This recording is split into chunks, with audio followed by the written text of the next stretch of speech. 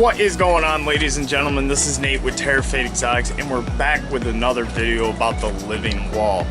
As you can tell, haven't really done much with it behind me. I've done a little bit down below, but not a whole lot. Today we're going to be getting the frame of the living wall all measured out and assembled, possibly even hung. Thanks for sticking with us, and stay tuned.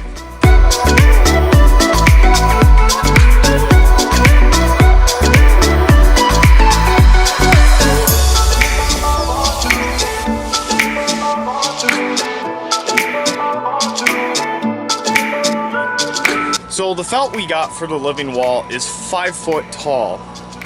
If we went with 5 foot, it would work out really well due to the fact that where this water line is here at level comes up to 5 foot from the top of the water line to the top of the sill. So with that being said, that means it matches perfectly with the felt we're going to use. There's going to be barely any waste, if any at all.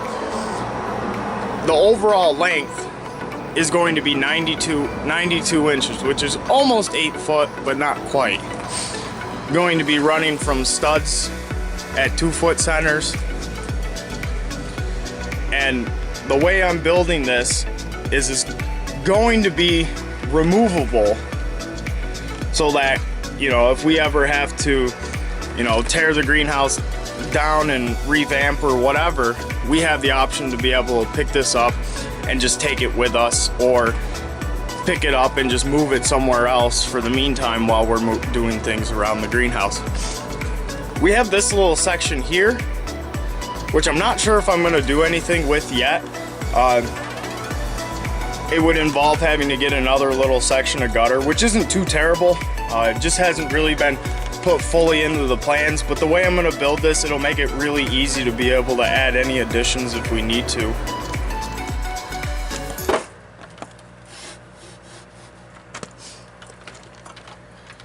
So for the wall itself, we're going to be using 3/4 by 1.5 by 8 foot PVC board. This right here.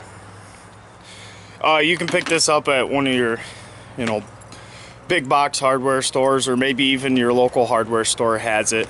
Unfortunately, I called around, I couldn't find it at a local store, but you know, you shop where you can and what they have. I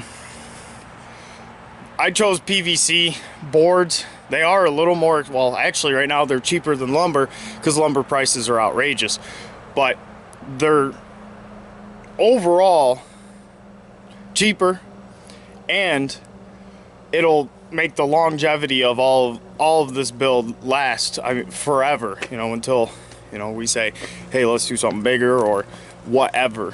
On top of adding to the longevity, we're also going with stainless steel sheet metal screws. This is going to help connect the PVC boards together, but on top of that, we're also going to be using PVC cement.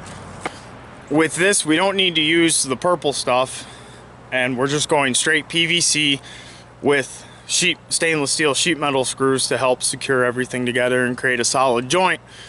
Because the one downside to the PVC is it's a little flimsier than your traditional lumber. You can go through this and you can build it out of pressure treated. If we ever did a longer and bigger system, we would definitely use pressure treated, but currently a 2x4 by 8 pressure treated board is around $9 or $10 a piece, and these boards here were about $5 a piece. But altogether, you can definitely build a smaller system for a lot cheaper. So hopefully this will be a good guide for you at home if you want to build a system like this, or if you're local to the area and you're interested in putting a system in but don't have the time or just don't want to mess with it, feel free to contact us. Materials you're going to need for cutting are a tape measure, a Sharpie marker, and some sort of a cutting implement. I'm using my chop saw. You can use a hand saw. If you're a kung fu master, you can just karate chop them in half. But these are the tools that I'm using. I find it's a lot quicker to cut them with the saw than it is just to cut them in half with my hand.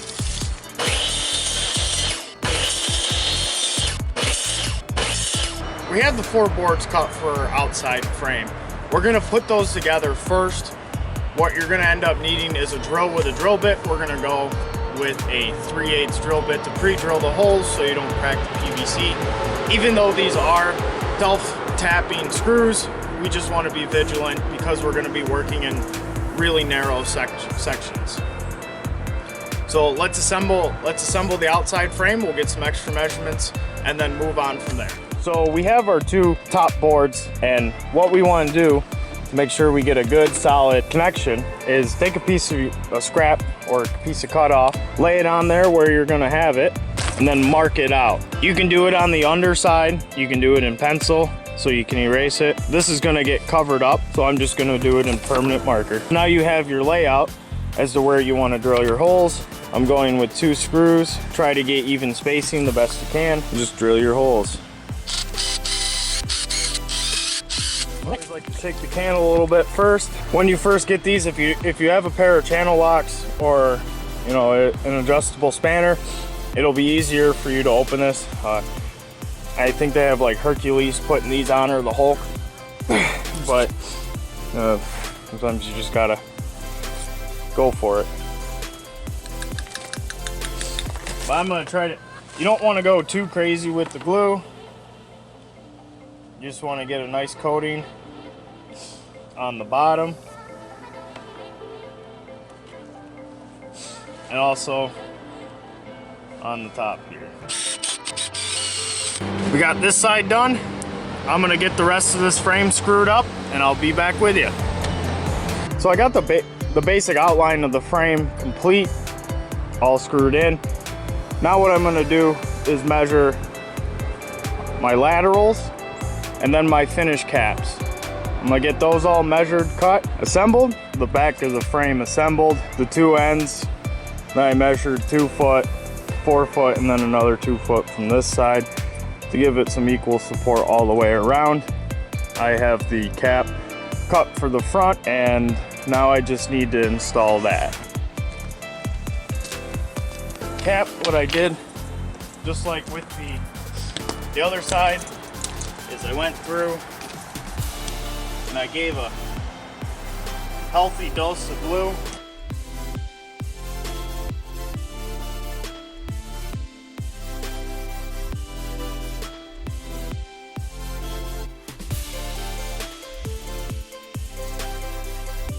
It says optimum temperatures are between 40 and 110. I can't make it 40 degrees out, so I'm doing what I can. It'll end up curing anyways. It'll just take a lot longer.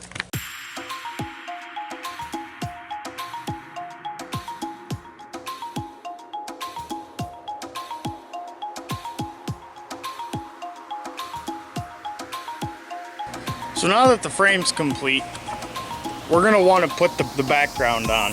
The background's gonna consist of 2 4x8 sheets of Plascoat.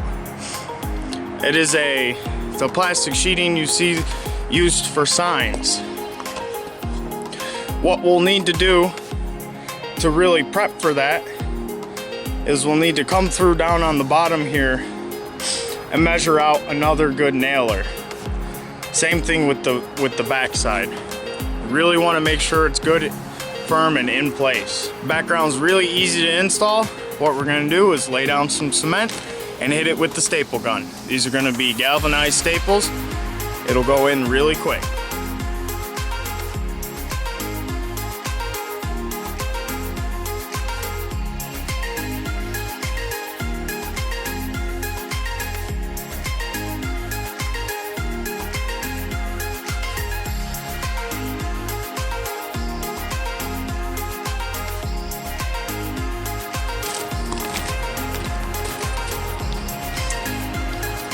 So when assembling your first 2 pieces, don't forget to add the glue back to the new section if you haven't already glued that side. And the other thing to talk about is you have two factory edges. You have the bottom part here, and this piece as well has a factory edge. You want the two factory edges to butt up against each other. This will help create a better seal for you.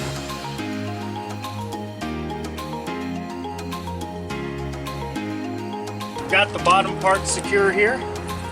Now all I'm going to do is just go along this seam here with a heavy dab of cement.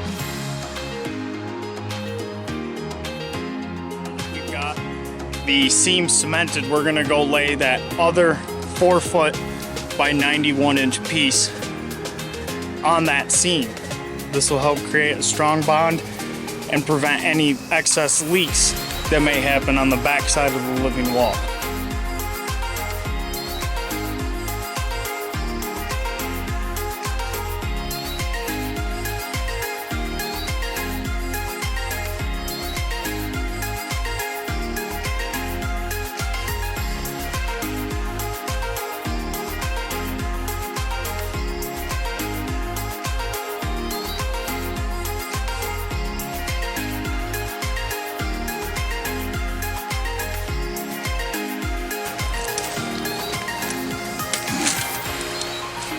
So there's the finished section of the wall.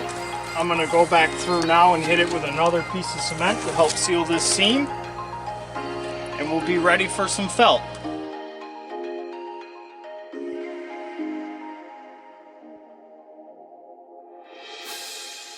Alright, well, that helped me stay a little bit warmer.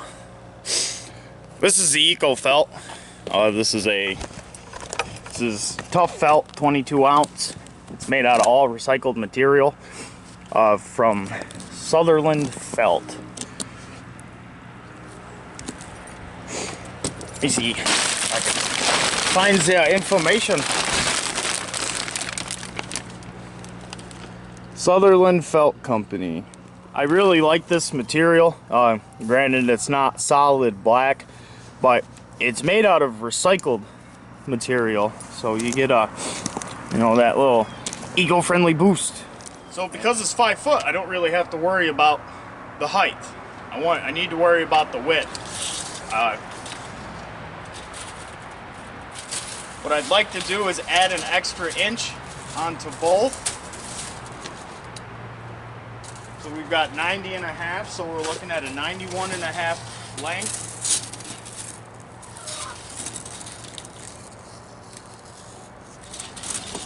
Overall.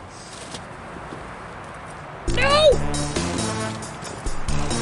Oh, she just wants to roll out.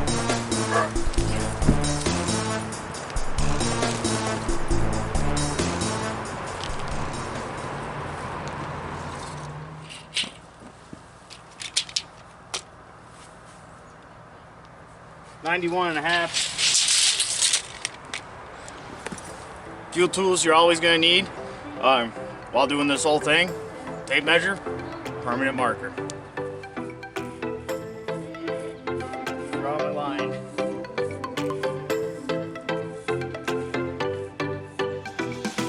You don't have to press very hard with the marker. If you do, you'll end up ruining it. We got to use it more. So I've got my line. Now I got to get a pair of scissors and snip, snip, snip.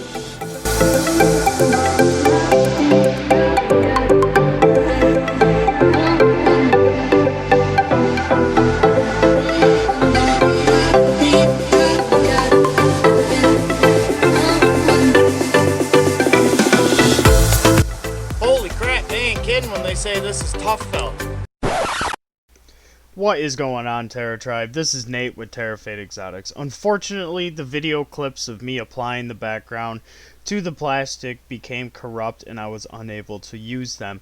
The simple steps that I used was I rolled out the felt onto the plastic and then stapled it down.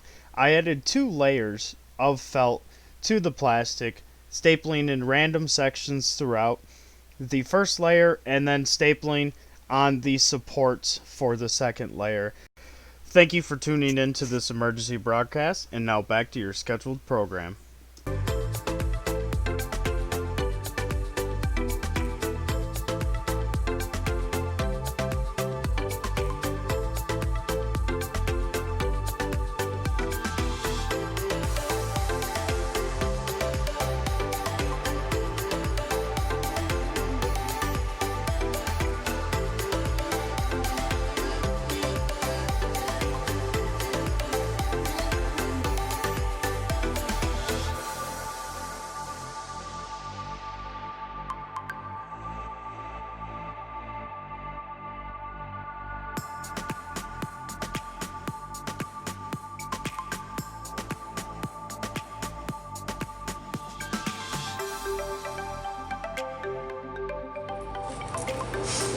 So we got it up.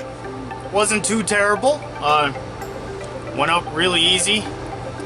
Our next step is we're gonna have to hard pipe the living wall into the canister filter using 1/2-inch PVC. I hope everyone's enjoyed watching.